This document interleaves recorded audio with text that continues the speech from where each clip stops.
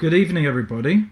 Welcome to the second series of the Earth Online Green Futures Festival live music and discussion.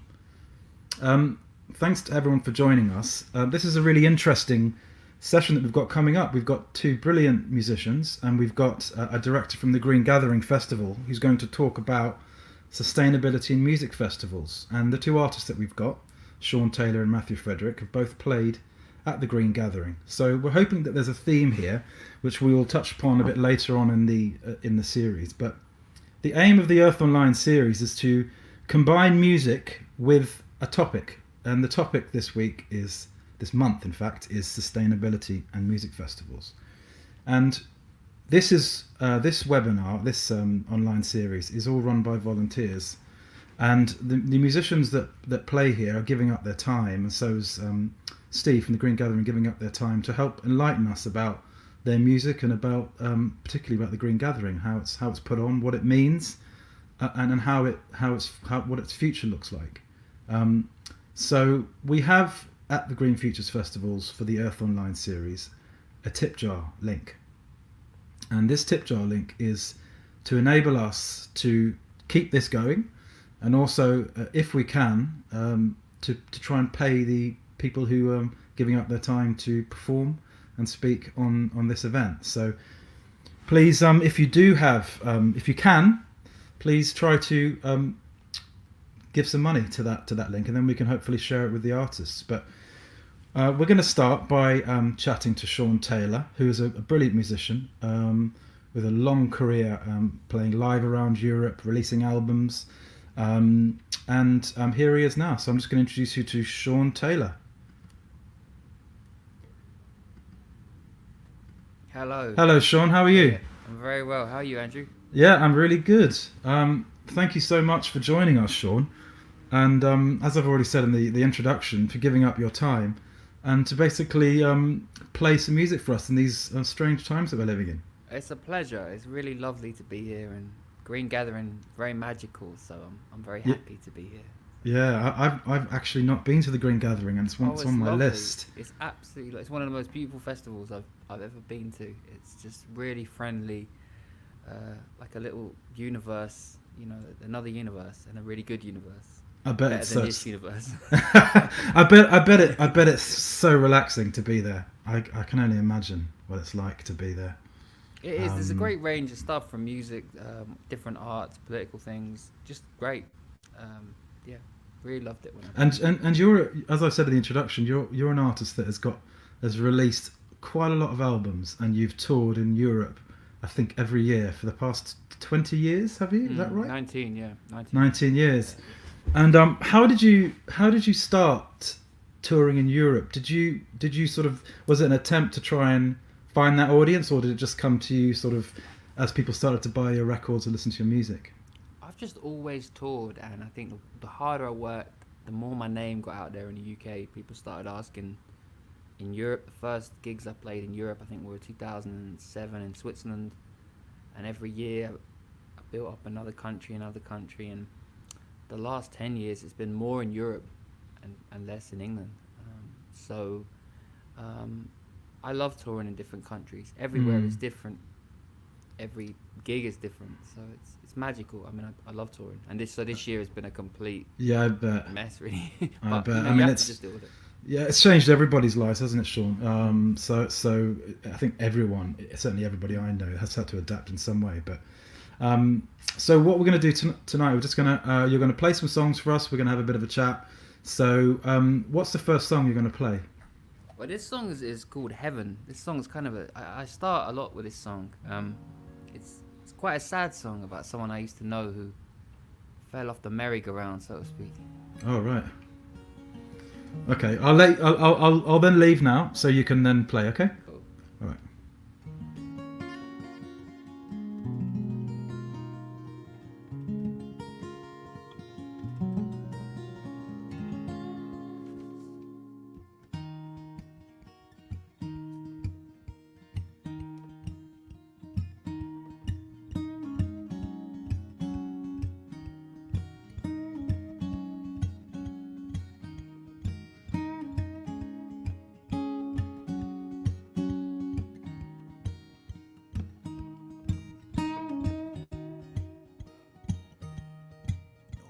First girl I love married the need. It's so safe and warm in this cradle. There's a hole in a rock right where she sleeps. She's hanging on to heaven when she dreams.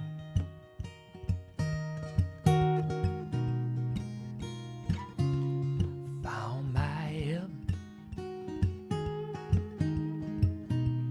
Don't you know I found my heaven?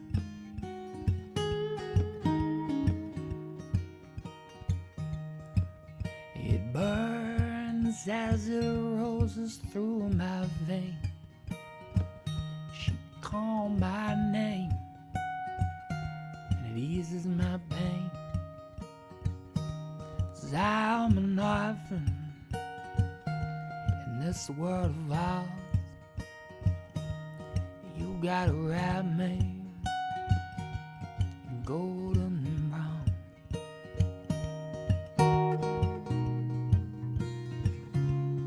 Found my heaven. Don't you know I found my heaven? Don't you know now I found it all? Oh, I found, Lord, I found it all.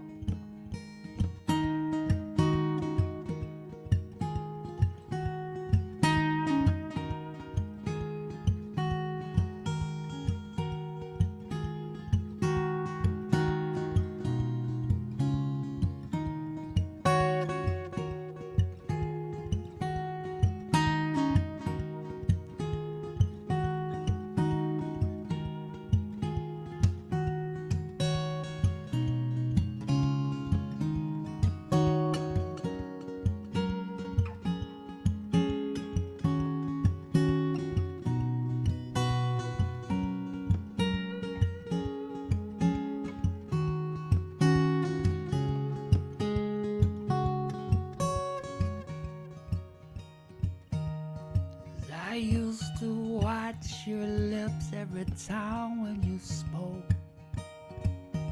Now I'm begging for you right until I choke. Used to dream about you every single night. Now I'm begging for you right until I cry.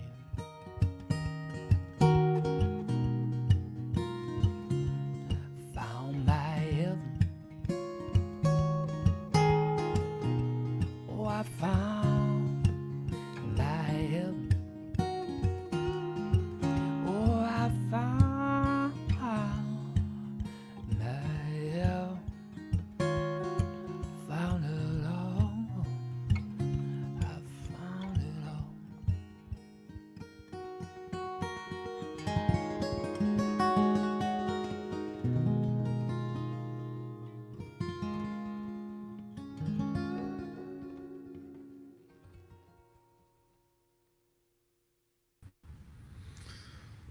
Thanks, Sean. That's a really lovely song. It's got such a relaxing sort of vibe with your music.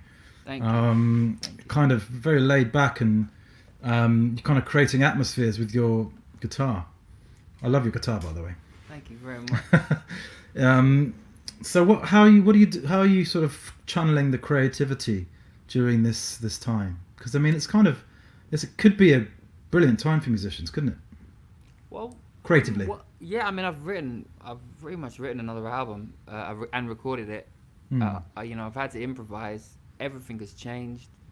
The first few weeks, it was kind of running around panicking because I was in the middle of a tour. Oh, and I had see. to cancel all of the tour, rearrange it for next year, and it was like, right, reset.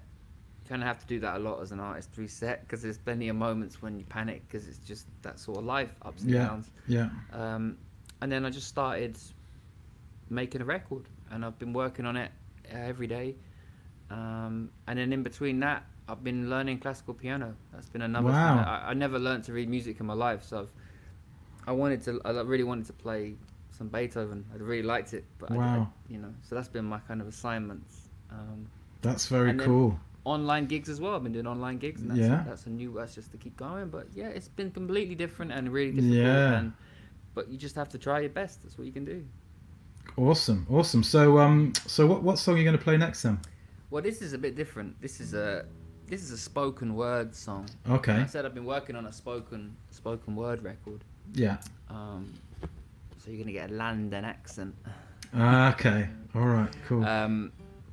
I record in a place, Austin, Texas, in America, and they couldn't understand anything I said, so I deliberately increased the London accent just to wind them up. I always explain that in London, words with T's and L's, you can't do the T's and the L's with a London accent. So a word like better becomes better. They just couldn't. They don't get it. Well, you've recorded a bit there in Austin, haven't you? What is it about Austin? Well, I worked with a great producer, a guy called Mark Hallman.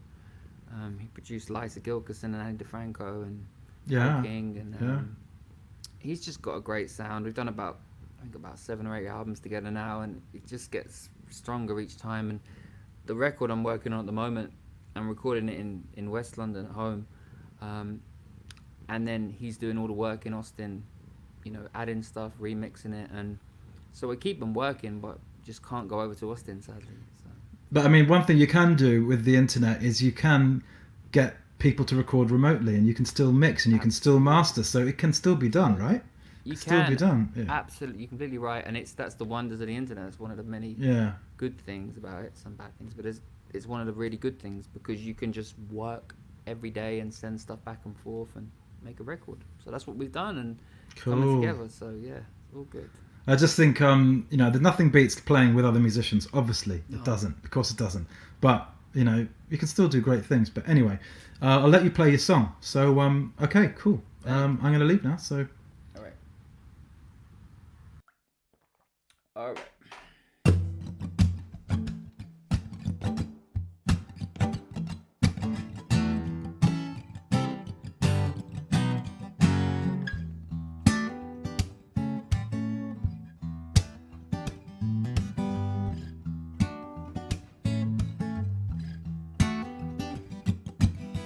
Born and raised under Maggie's cane, since when did love become a stain? In this epoch we will find a broken generation left behind. Buy one, get one free, more for you and more for me.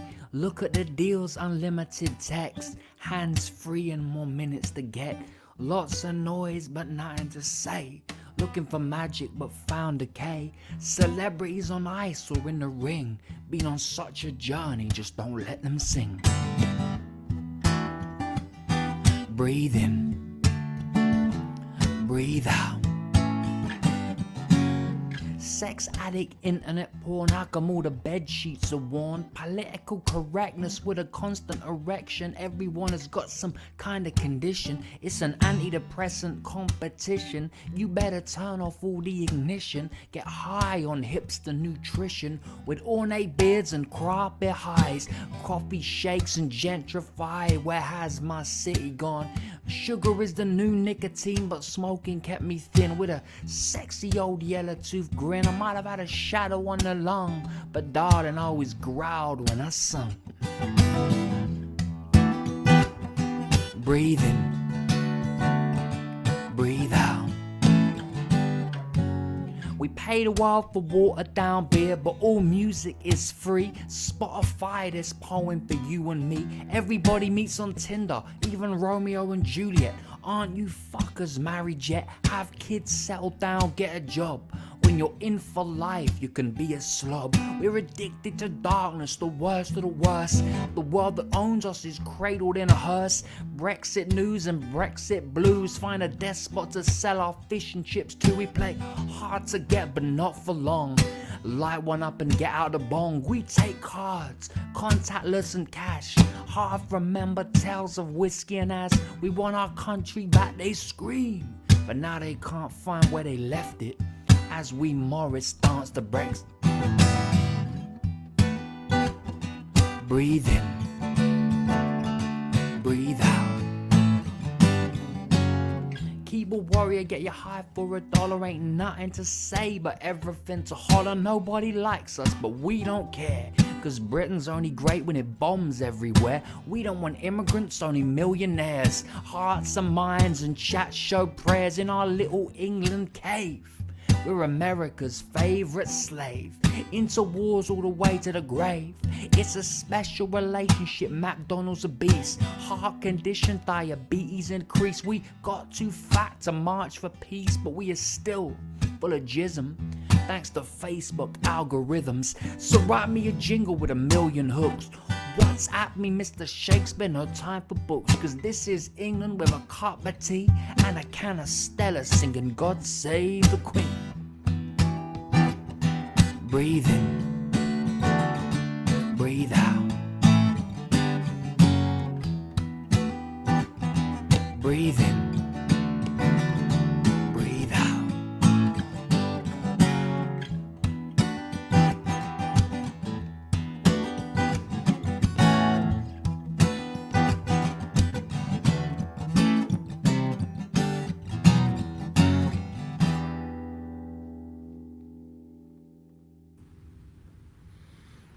Hey, really nice, Sean.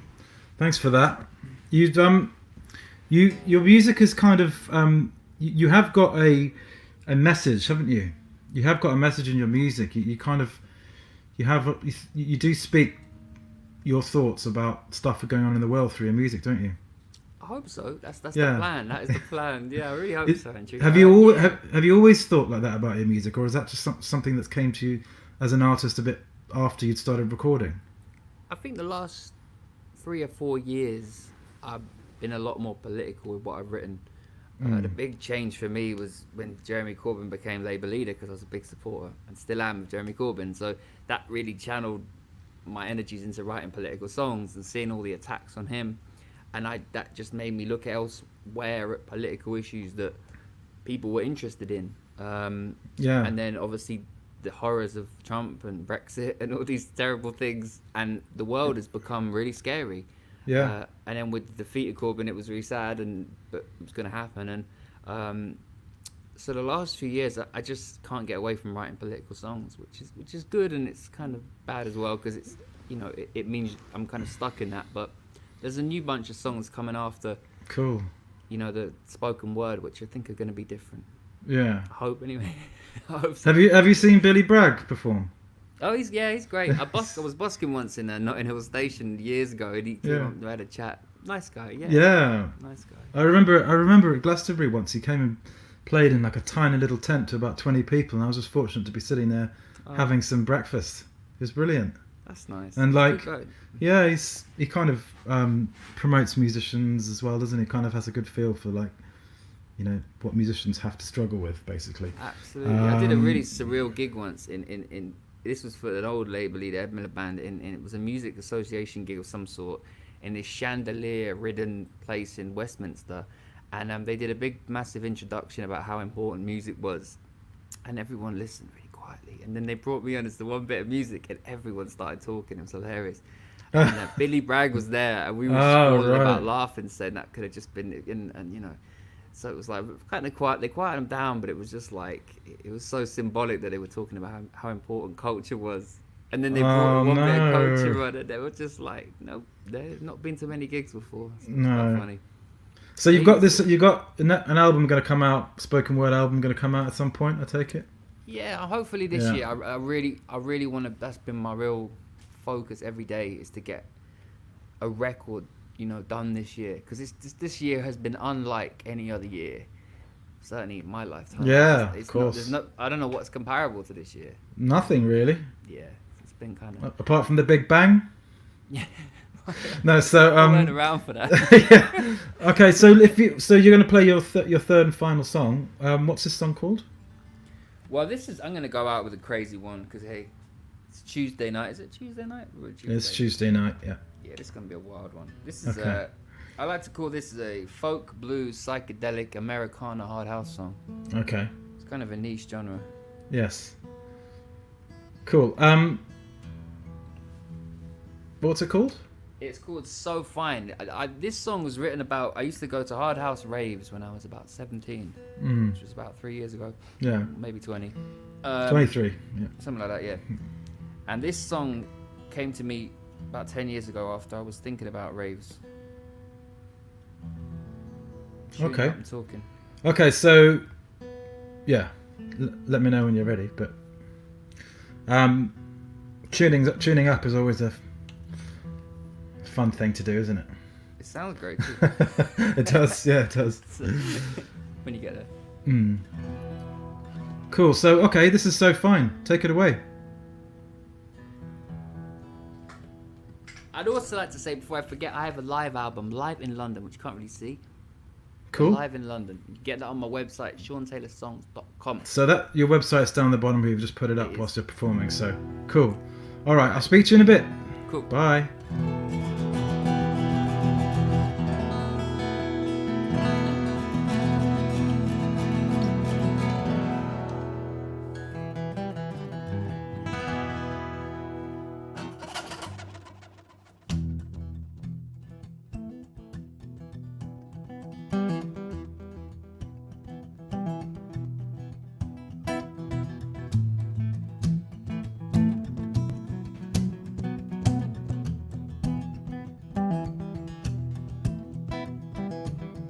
Run my tongue along the inside of your thigh. You're digging this right deep into my spine with a lockjaw.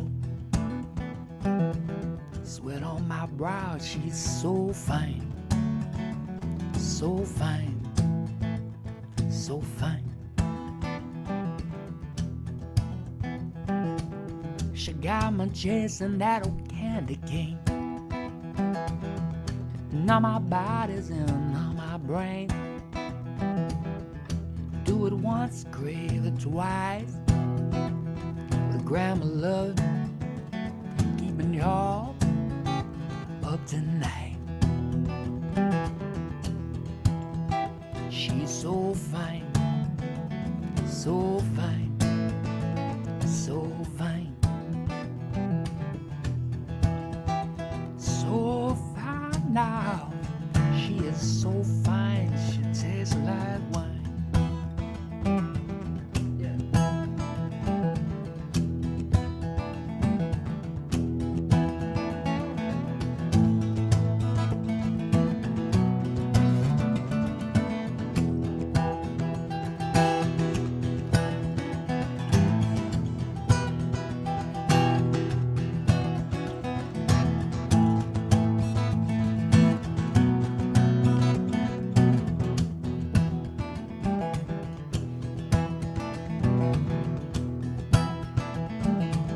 Graffiti burns right on the west wing.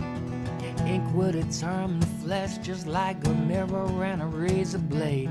The sunrise and the tracks of our skin, the coldest of ice. Come on, rejoice in your sins. She's so fine, so fine. She's so fine. She's so fine. Oh, yeah. She's so fine.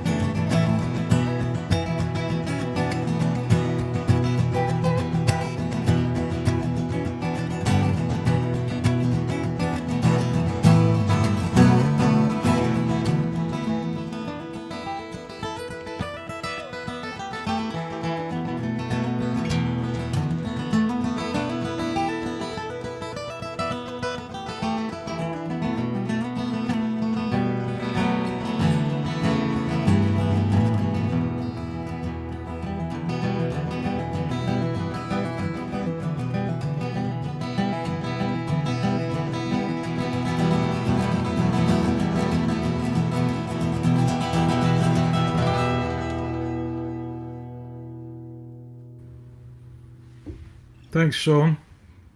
Thank you very much. Lovely song. Thank you, Andrew. Just your style's cool, man. Really cool. Really like it. Appreciate it.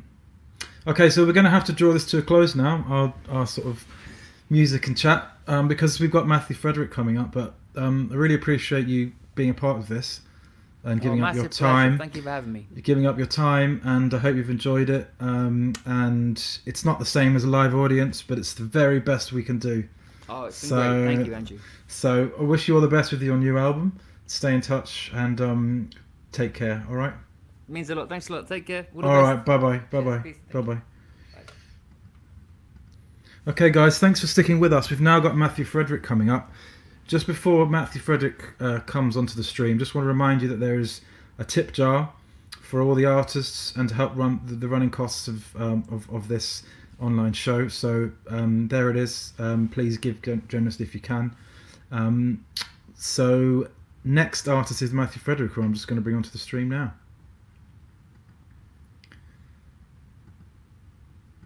Hello, Matthew. Hello. Good morning. Good morning. Good morning to you. How are you? Yeah, not too bad. I think I've just realised this is the first ever interview I've done in headphones. I think I look a bit like a Premiership footballer. And a bit big, but no. It's. I think everyone's used to having their headphones on every time they're doing a Zoom or anything like this, so it's natural now. Well, I've pretty much managed to avoid Zoom for the whole lockdown. Wow. I think I've done 2 Zoom calls, so I've steered clear. So this is all still quite new to me.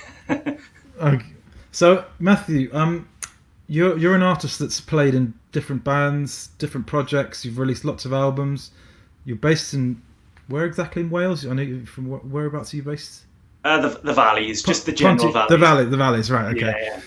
So you also have a connection as an artist with the Green Gathering, don't you? Because you've played at the Green Gathering with your band. It was the first. Tell us what was the experience. Yeah, it was the first. I only realised this the other day when I was thinking about it. Actually, it was the first festival I played with the band Climbing Trees back in August 2013. It seems like a long time ago now. And then since then, I've played twice as a solo musician the last couple of summers. Was due to play again this year, solo and with my duo Hazel and Grey.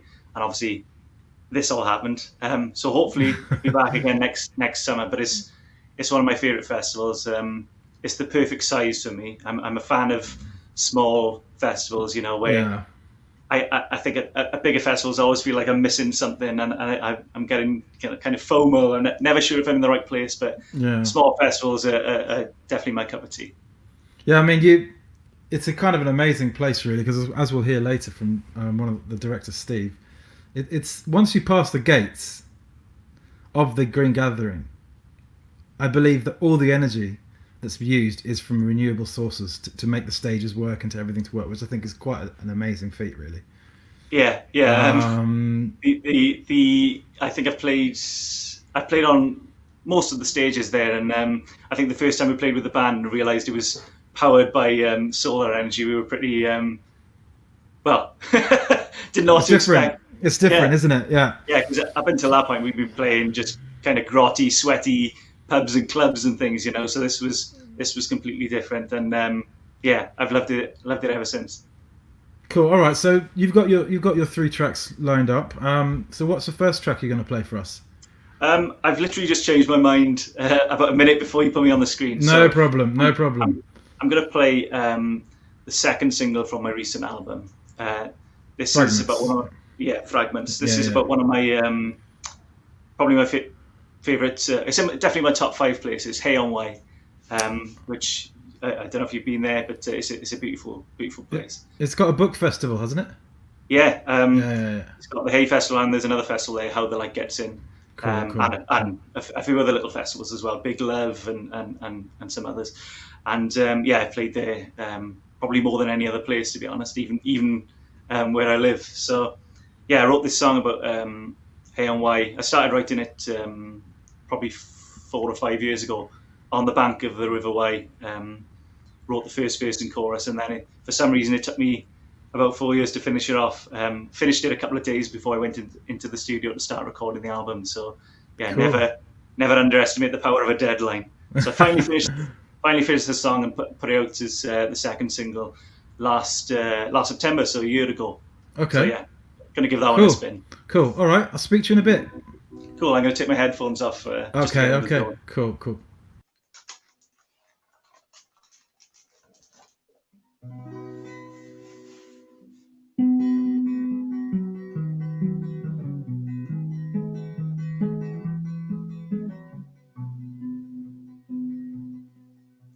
Search for a shooting star in the sky, see what you find.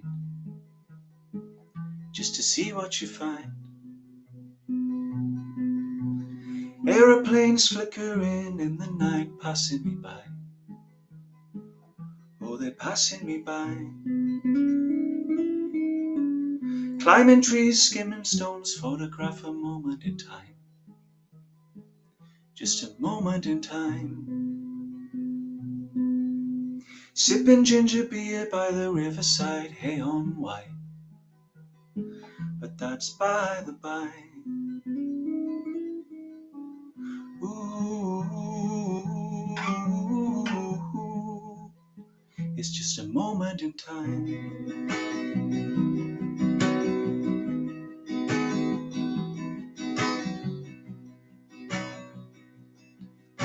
Tomorrow now, don't know how. Yesterday was lost in a haze.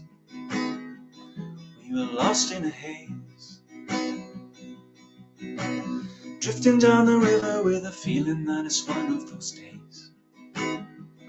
This is one of those days. Waving to the strangers on the rocks as we're passing them by. Oh, we're passing them by.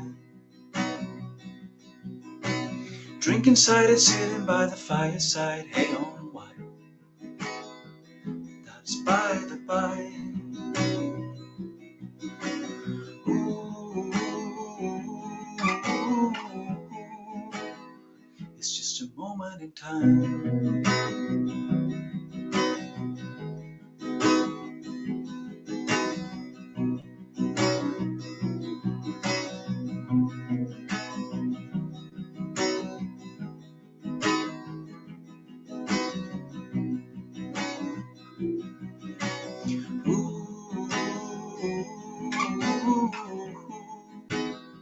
It's just a moment in time.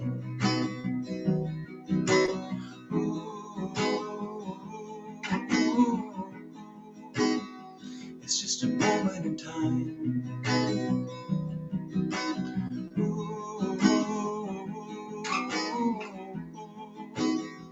It's just a moment in time.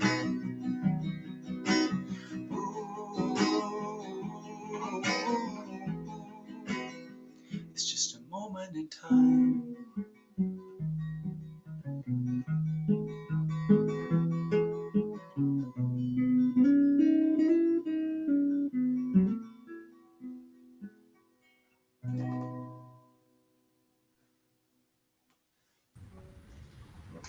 Hey Matthew, that's a really lovely song.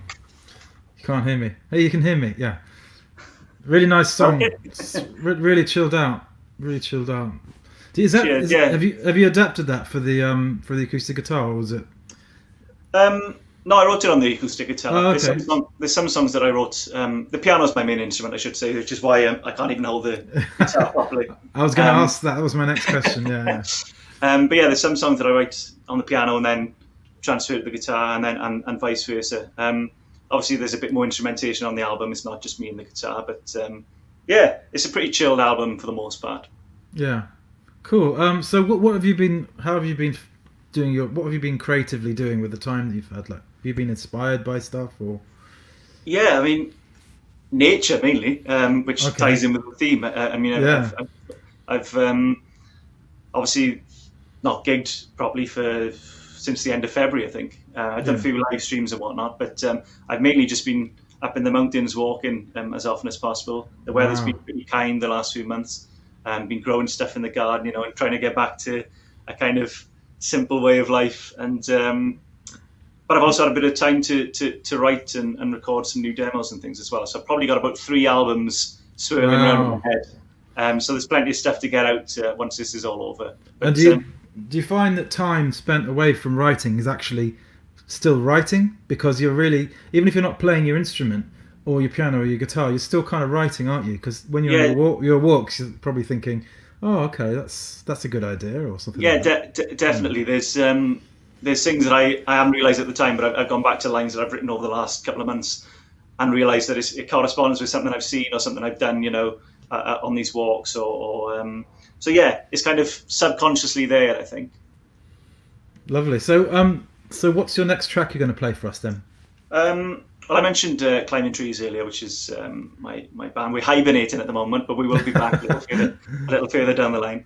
But Green Gathering was the first festival I played with the band. So in honour of that, I'm going to play a Climbing Trees song.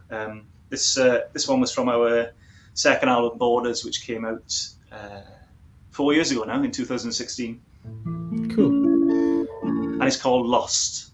Brilliant. Take it away. I'll just lose the headphones again. Okay, cool.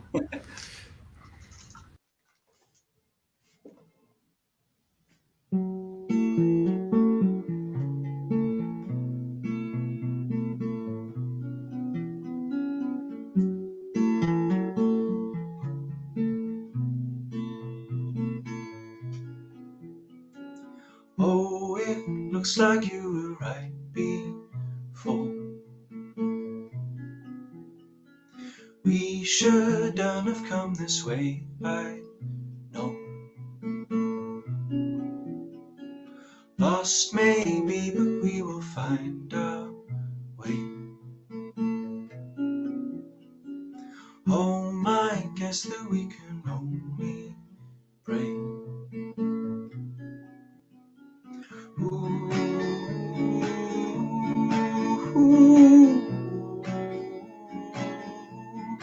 oh, we're lost.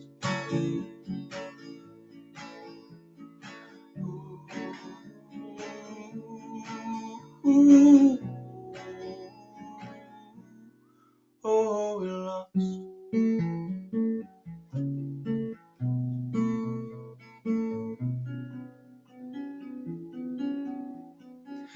And oh, it's quiet in the dead of night. Keep safe, making sure you hold on tight. And somehow clear through the absent light.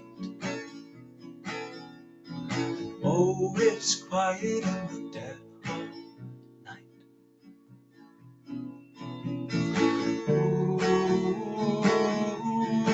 Ooh,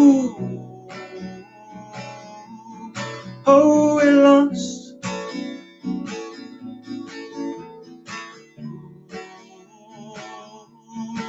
Ooh, oh, we're lost.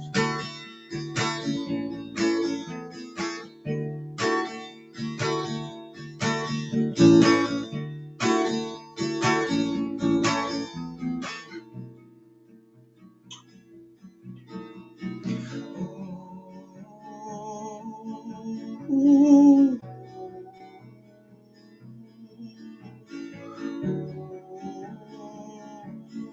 ooh,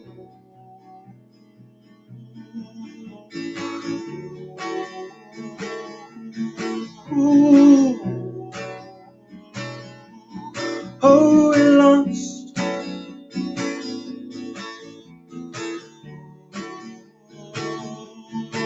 Ooh, count the cost of the mistakes that we've made. Ooh, oh, we're lost.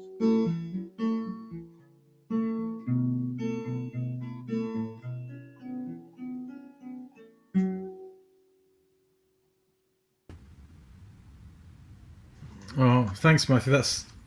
I'll wait for you to put your headphones on. Thanks, Matthew. We've had some lovely comments as well about your music, and it's really poignant. It's very poignant. You've got like a steady, kind of relaxed, but kind of soulful thing. Yeah, going thank on you. I mean, if you listen to the album version of that song, it's completely different. Yeah. it's like a rock pop kind of thumper. But yeah, I've listened to some of the tracks actually that have been really produced, and they sound great either way, which is the mark of a good song, isn't it? That one was written like that, just with the guitar. So it's nice to play it like that as well, So what's your plan for music then? Have you got you don't have to have a plan, by the way, but do you have a plan? You put me on the spot there. No, no. Have you got a project coming up, or are you just writing sort of writing? Well, as I say, I've got these sort of 3 different albums swirling around in my head. So I've got a rough idea of what I want to do over the next couple of years. I mean, obviously there's a bit of a spanner in the works at the moment, but I think if I can get back in the studio in the first half of next year and start working on the next album, that's the rough plan.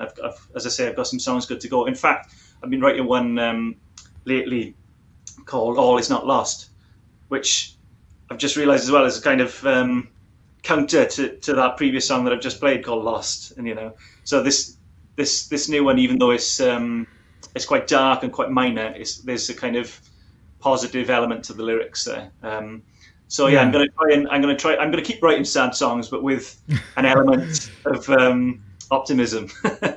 There's an artist called Luke Sital Singh who's got this thing called the Sad Song Supper Club. Yeah, I've done a couple of gigs with Luke actually. Have you? Yeah, he's very open about the fact that sad songs are brilliant. I think as long as I always tell people on stage that I'm actually quite happy in real life. Yeah, of course. I find it a lot easier to write sad songs, but I'm fine, and you don't need to worry. So what does the open air and the walks and the and the scenery of Wales, does that inspire you in any way? Yeah, definitely, and it's something I used to do a lot as a kid and as a teenager. I'd be up the mountain all the time walking, and then as you get into adulthood, you kind of find less time to do that sort of thing. So the good thing about sort of switching off from gigging every weekend or a few times a week and playing festivals and everything is that I've been able to revisit these mountains that I knew so well as a kid, and discover new mountains as well, and just kind of follow paths that I haven't been down, literally. Wow. So yeah, it's been really inspiring in that way. That's cool. Well, okay. So let's go to your third song. What's this song called? This one is a bit different. It's quite upbeat. It's still lyrically miserable, but good. Yeah, I just checking. It's more of a floor filler to end on. Okay, all right. And this is the most recent single. It's called Laura Jones, and this came out back in July. I should mention as well there'll be another single on October the 30th, which will be the last single I think from the album. It's called Leave the Light On. And speaking of the album, I'll do the same thing as Sean did and brandish it at the camera. It's out on CD and on tape as well. Wow, cool. I think the link is on the screen there. Thanks for that. Cool. All right, I'll let you play that song then. Cool. This is Laura Jones. Oh, cool.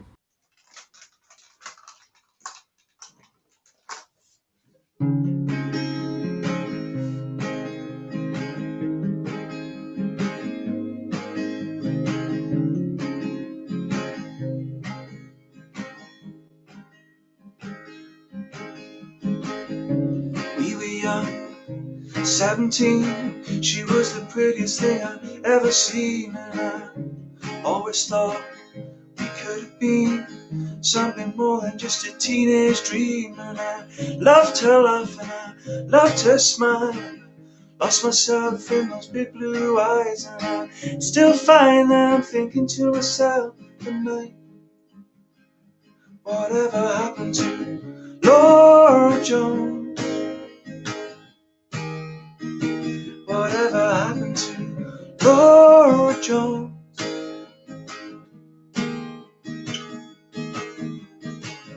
They always said she'd be a star.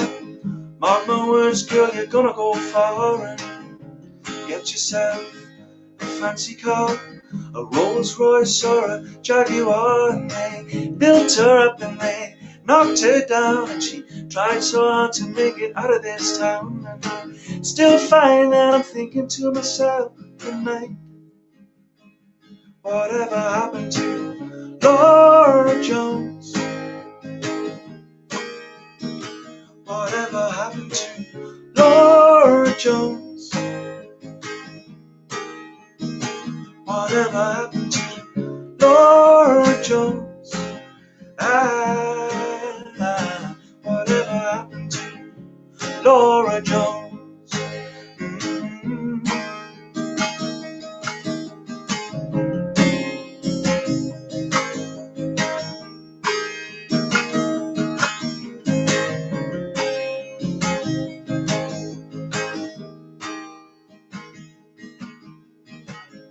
So it is, you drift apart, but thinking back to the very start. Well, I know I didn't get the part. I'm still sure I could have won her heart. And I miss her laugh and I miss her smile. Miss looking in those big blue eyes. And I still find that I'm thinking to myself at night, whatever happened to Laura Jones? Whatever happened to Laura Jones?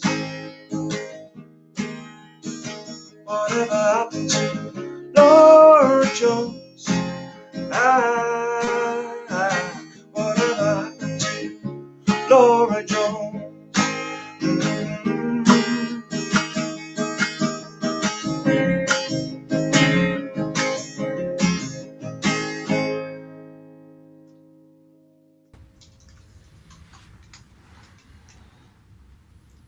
Cool. Very cool track.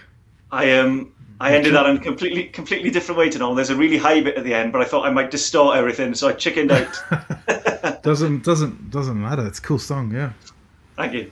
Cool. All right. Well, thanks, Matthew. I wish we could kind of, have more tracks and chat more, but we're just kind of getting to the sort of part of the discussion next about sustainability and festivals and stuff like that. I know you've played at Green Gathering, but what's sort of your next thing? So you've got this potential album, potential single.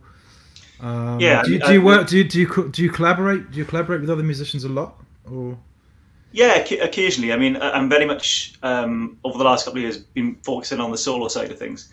But I've done a bit of songwriting with other people, and I've got a duo as well called Hazel and Grey, which the plan is to record an EP, maybe a mini album for that as well at some point next year. So there's plenty of things in the pipeline, but in terms of dates, nothing is solid. No, that's fine. It's a funny time. I mean, it's just a time to sort of get inspired, isn't it, and just try and come up with ideas and things like that, maybe. Yeah, I'm really enjoying kind of just being creative again now. So Cool. that's the good thing about this whole thing, I suppose. Yeah, well, we really appreciate you giving your time, Matthew, to join us and to play some lovely songs for us. So we really appreciate that, and I hope you've enjoyed it. Yeah, definitely. I just want to say that I really enjoyed Sean's set as well. I don't know if he's still watching out in the internet somewhere, but that was great. It's always worrying when you come on after someone who's really good. So yeah, I really enjoyed it. You're both really strong songwriters, I think, and it's great to have you guys playing one after the other as well. It's been brilliant. And that's the good thing about things like this as well. It's bringing people together that totally agree. haven't met before. So yeah, totally. So looking forward to the chat with Steve as well. Okay, Matthew, thanks so much. Thanks a lot. Take care. All right. Ta-da. Okay, so thanks to everyone for sticking with us and having listening to those two great songwriters. Just to remind everybody, that's Matthew's website, matthewfrederick.co.uk. You can find his he sells cassettes, believe it or not, and CDs, and the tip jar. So we've got a tip jar, as I've said before. Anyone who, if you can give generously, please do help us keep this going, and obviously help out the artists who are facing some difficult times at the moment, especially used to touring all the time. Suddenly you can't tour. It's a bit of a difficult situation in many ways. So next up we've got one of the directors of the Green Gathering Festival, who we're very fortunate to have, who is a wealth and fountain of knowledge about how one of the best sustainable festivals in this country is put together. So hopefully we can enlighten ourselves about that. And so I welcome to the show Steve Muggs. Hello, Steve. Hello, Steve. Great, yeah. How are you, Steve? Are you all right? Yeah, pretty good. Great set. Yeah, enjoyed listening to that, and glad to see it's one of our many artists that have played on our stages. Always good to hear that people are still amazed when they find out things are solar powered. We thought that was rather sort of, old hat. I thought by maybe, now. yeah. So Steve, you're a director of the Green Gathering Festival, right? Yeah. And you've been a director of the Green Gathering Festival for a long time. Yeah, so the current Green Gathering is the latest incarnation of a tradition of Green Gatherings that go back to the 80s. And in the 80s, they were camps. In 90. In 93, the Big Green Gathering Company Limited was formed. And I became director in 2004. And the Big Green Gathering ran until 2009. And then there were a number of issues that caused us to reform that. We were a 20,000 event. And there are a lot of financial pressures on an event that size. So part of our reformed Green Gathering, rather than Big Green Gathering, was have an event of 5,000, which we felt we were better able to implement sustainability at. So that's where we are now, and we've been at Chepstow in Wales since 2011. And you've won an award, haven't you? Yep, we have twice won the UK Greener Festival Award from the UK Festival Awards, which is put together by a Greener Festival, and that is a very rigorous assessment of the practices and policies of the event. And we won that twice. Last year we were UK Greener Festival, and 2 years running we've been the International Green Power Award in terms of our site being entirely solar powered, and not many other events have been able to match that. So yeah, we're pleased to have been able to have got the recognition that perhaps we should have got earlier had we bothered to fill in the forms for these various awards. So but they're not to be trifled with. The Green Festival Awards format is 152 sections. Wow. So Steve, so just if you can explain to people who are watching, what is it about the Green Gathering that makes it unique in terms of its sustainability, using solar power and recycling? Is it the only festival that is entirely solar powered?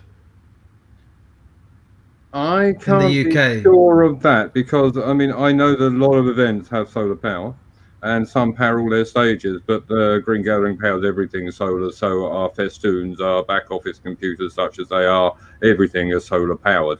There are elements of the race course which we don't control that still use their own power grid, but once you are on site, absolutely everything on site is renewable, and the vast majority of that is solar,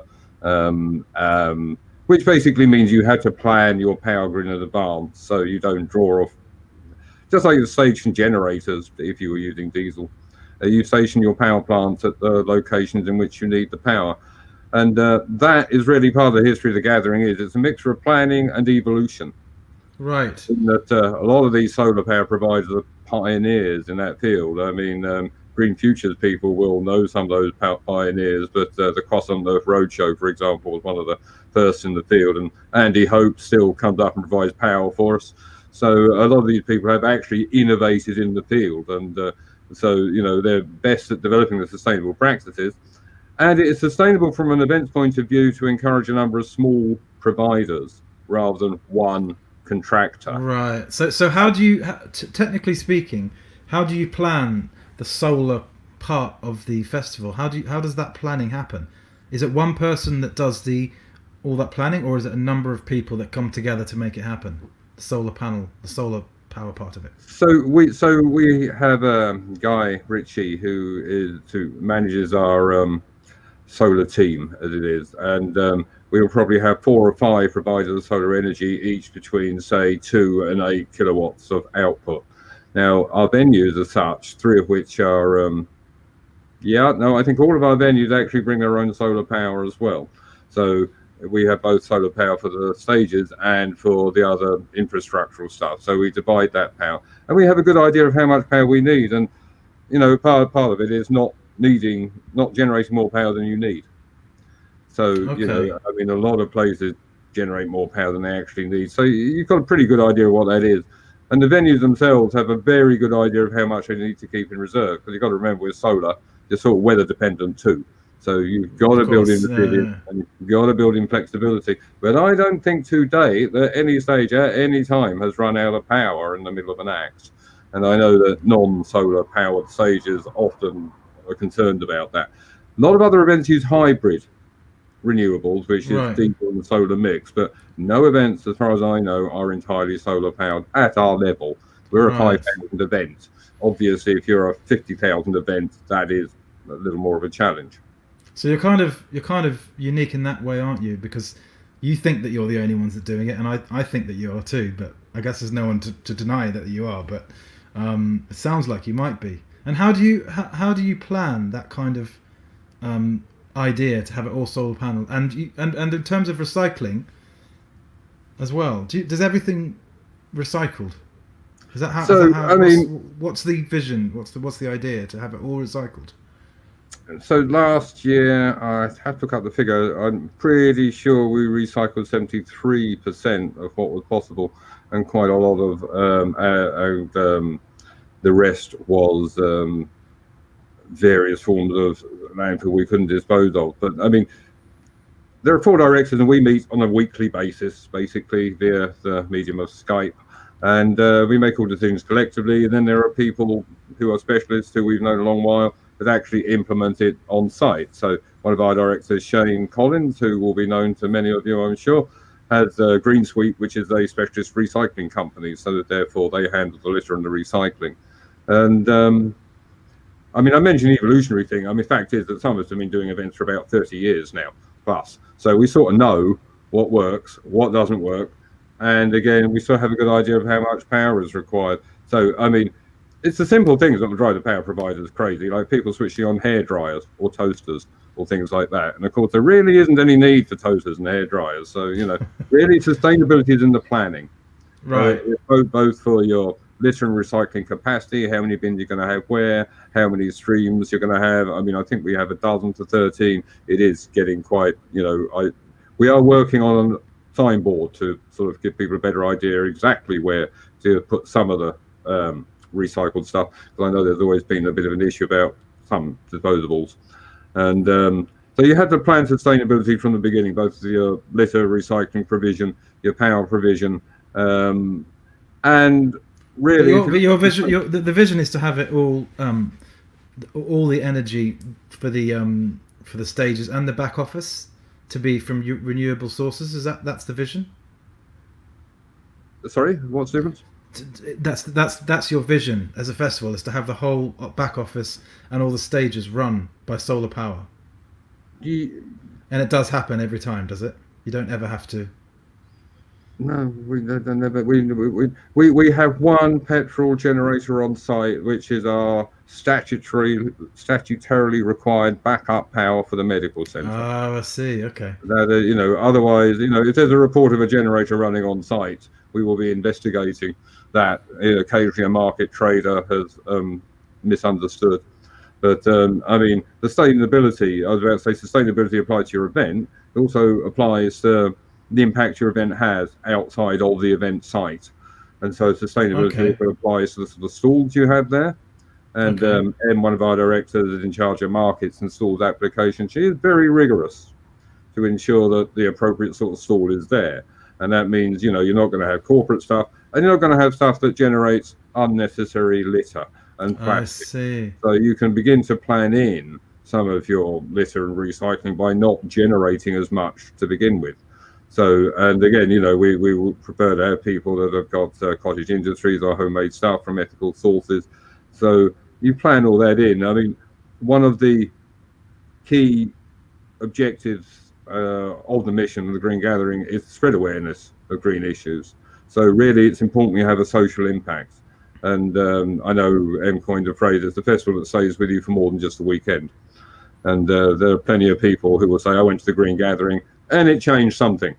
Right. Well, it's interesting you say. It's interesting that you say that because both artists, you've heard them talk about it, how it was such a great place, magical place to perform. I mean, our artists are nearly all indie and new acts because, again, I don't maybe, but they all has to function within the provisions of solar power.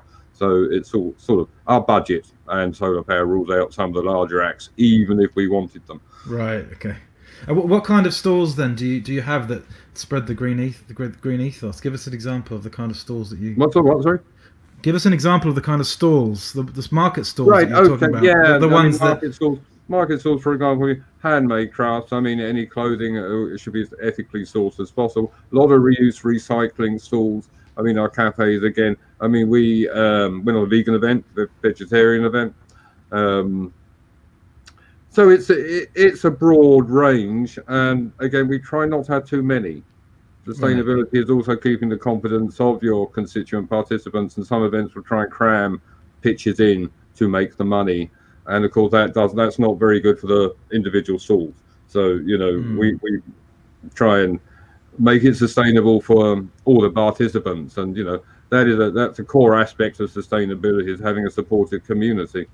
And the community at the Green Gathering hails back to the Free Festival days, really. So you have quite a meeting of tribes in terms of people's experience there. And I guess that's part of, how it doesn't seem that difficult, he said, to actually do what we do, but we have been doing it for a long while. And in terms of the solar power and the running of the stages, what's it like to try and make that financially sustainable? Does it take years to kind of work out and plan, or how do you do that? No. I mean, we've got 1, 2, 3, 4 stages. I mean, they have their own solar, so they are used to taking that around 2 events. The venues are sort of autonomous in terms of how they manage their power. I mean, we've got technical backup and support of things break, but I mean, they know their own rigs and they know what they can do with them. And actually, it's probably pretty cost effective. Okay. I mean, we have a 0 diesel bill for generators, red diesel or not. I mean, and it's a higher of the things as well. So actually, it isn't more expensive. It does require some planning in terms of how you set up. Obviously, your panels need to be south facing. Obviously, you need to manage your energy wisely.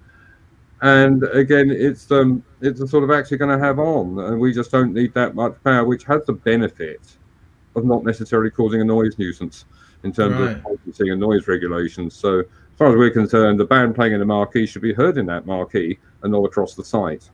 So really, solar is a blessing. We said to the local authorities right to begin with, we said we're a solar powered event. We can't make as much noise as regular gigs and that sort of thing. And that was news to them on this year, and Chepstow had not seen solar powered events when we arrived. So wow. And how does it work outside the festival and sort of promoting the ethos in terms of how people get to the festival and things like that? How do you make that happen? How do you make what happen?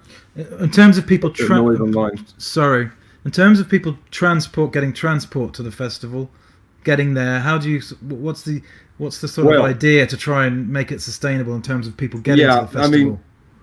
I mean, and you touch on the least sustainable aspect of all events, which is transport in terms of carbon footprint. The carbon footprint isn't everything, but it's a major aspect. And 80% of an event's carbon footprint will be people going and leaving. Would that we had a decent public transport system, things would be a lot easier. So we have tried in recent years to encourage public transport use by having a Camp Light and other groups which will arrange to have a tent, a yurt or a structure put up on site for you, so you get there and move in, so you don't need to bring camping equipment. We've tried to integrate better pickup from stations, and certainly if we'd run this year, we were going to begin to try and organise some direct buses from some urban locations. But with the dreaded virus, public transport is not going to be seen as a popular means of travel. It was difficult anyway. It's not so much the transport. If you are a family with your camping equipment, without an integrated system of public transport, it can be quite an ordeal to get to a site. We could certainly make the last few miles easier, but getting across country wasn't. So we do have quite a large percentage of live-ins, so that is something we'll work on, but we have been set back by I imagine you have. non-adoption of public transport. But I mean, along with single-use plastics, it will take a little while to regain the ground we made on that. But I'm sure we'll be able to do that. Do you think that your setup and how you make the Green Gathering work? Do you think that can work on a bigger scale? Can that work? Not something like Glastonbury, obviously that's huge, but can it work on a bigger scale? How do you think that would happen if it was to work on a bigger scale? I mean, we did it with the Big Green, and that was 20,000 plus. I mean, the fact is, it was over that at one point in 2006, but we had license for 19,999, so that's what it was. But we certainly had over 20,000. And can it work? The problem with that is the element of sustainability that is essential to festivals is the finance. And Big Green was 1,000 flowers blossom, which is great. But actually, every flower has a cost, which sounds awfully reductive. But even if you are not paying the people in question, you have people to support in terms of crew food, in terms of facilities, your site occupancy. So it was difficult, and in the final days of the Big Green Gathering, it was not financially sustainable. An awful lot of people want to contribute, and an awful lot of people had something to contribute, but we certainly needed a certain number of people to buy the tickets. So we have been sustainable as the Green Gathering, and it was shock news to the event industry when we broke even for the first time after a couple of years. But I mean, sustainability needs to be diversification of income. So apart from ticket monies, we are quite keen on looking at grant and arts funding because of our social impact. I mean, what we are wary of course, is sponsorship, because it turns out that very few sponsors would pass our ethicality test.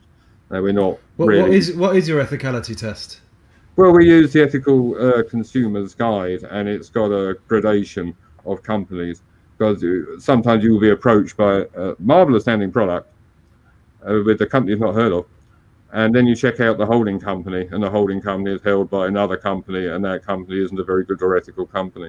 So really, we're very limited in terms of what you can do for sponsorship, and we wouldn't even try it because Green Gatherers are quite informed people, and it wouldn't take very long at all for them to realise that some company had flaws. So we use that guide, really. I mean, we're open to it, but to date, we've not found anyone with significant monies to be able to give us. So they're either poor but honest, or big but not so honest. So certainly we have. Sorry, carry on. Do you think the solar powered idea, 100% solar powered, can work on a much bigger scale, or is that? It did. There was some. We did have some wind power at Big Green, but I mean,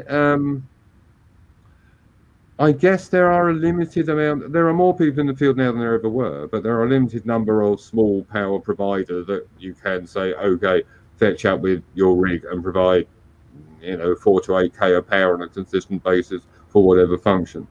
So a few years back, I know that there were some bigger companies, Firefly, I believe, that were based in Brighton, were a sort of an attempt to be able to provide much larger scale solar to events, but they sort of got assumed by the industry in that they got bought and their mission sort of got lost.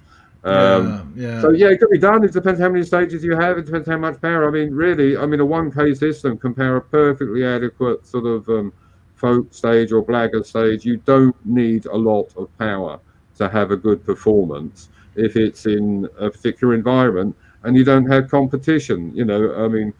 You won't find a lot of techno or dance at the Green Gathering, right? For various reasons. But one of them, in my view, is that it's quite difficult for it to coexist with other musical mediums.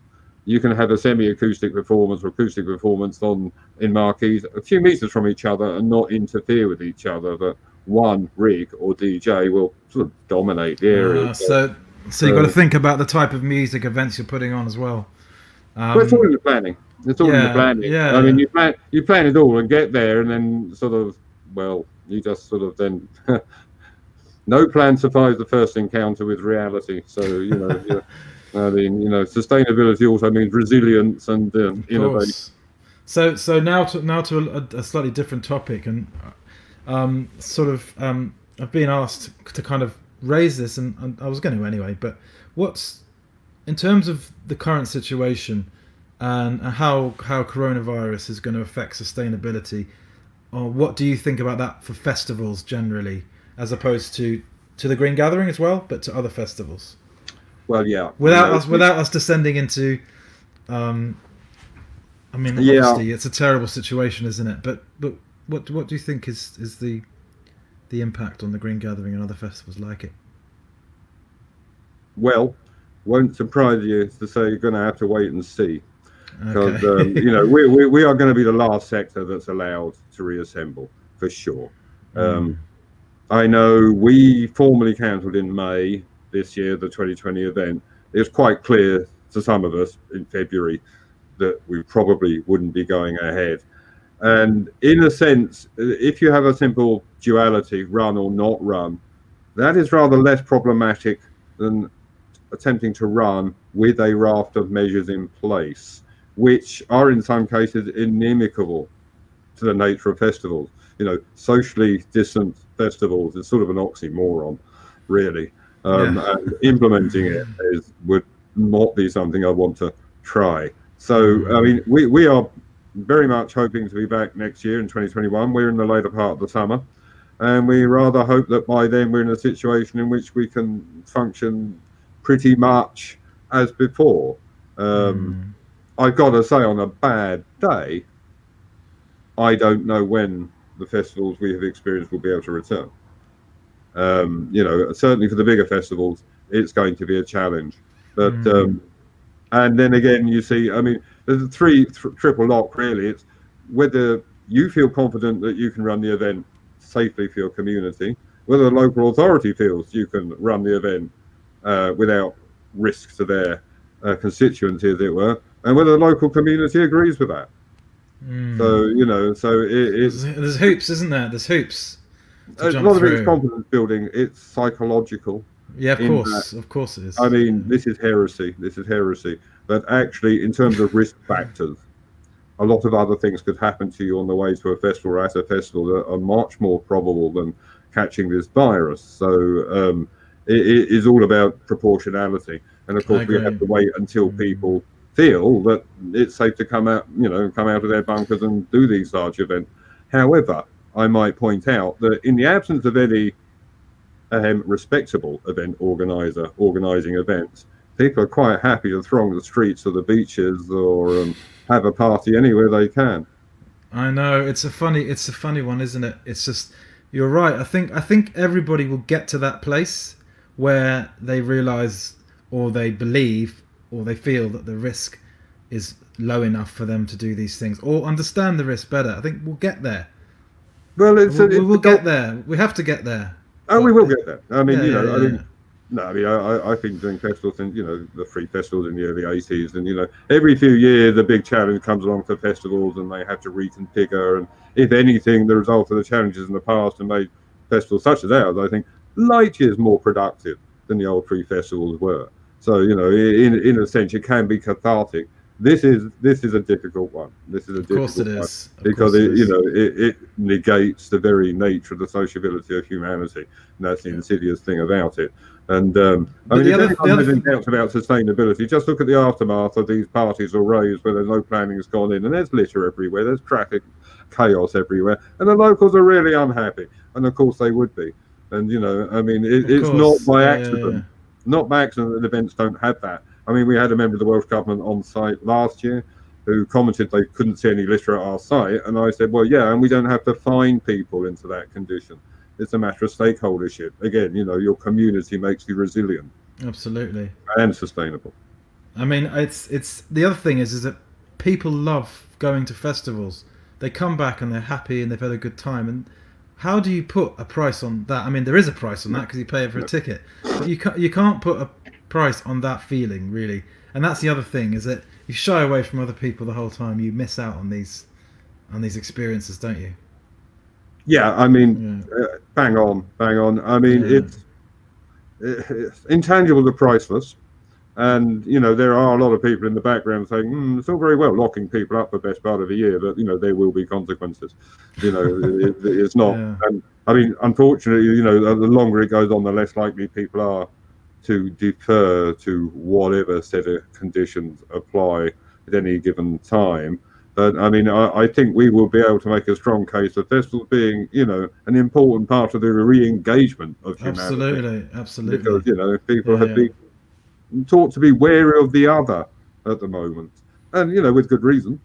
But we sometime when it is safe to do so, we need to sort of reintroduce people to each other's humanity and not be wary of it.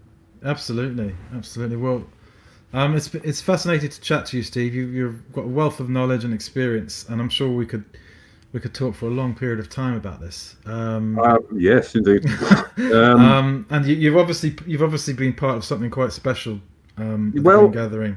Yeah, I'd recommend people go and look at our website if they're not really aware of us, and then you can read more about our history and things we have been doing and the things we will yet do.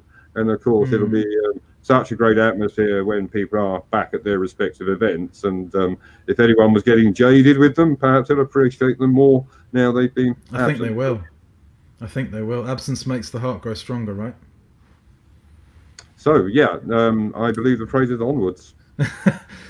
Great. Well, Steve, thank you for joining us at this Earth Online series and for giving up your time and sharing your knowledge and experience. And good luck with it.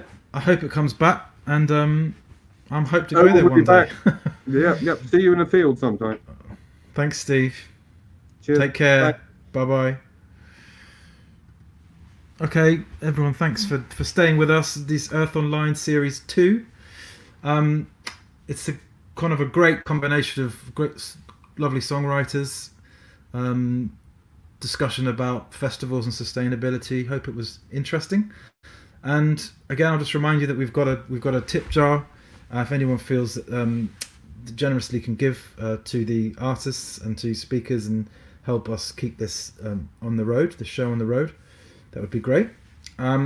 So I've really enjoyed presenting this, being a part of this, working with some great team of guys. There's 6 or 7 behind the scenes who make this happen, social media and just helping put it on. I'm really grateful to that. And the next series will be in October, and that is going to be a special one. We've got some good musicians lined up and some really interesting speakers. We're hoping to have the Music Venue Trust speaker, Mark David, to talk about the effects of coronavirus on the music venues and the music industry, which is going to be brilliant. So stay with us and come back, and thank you very much for listening. It's goodbye for now.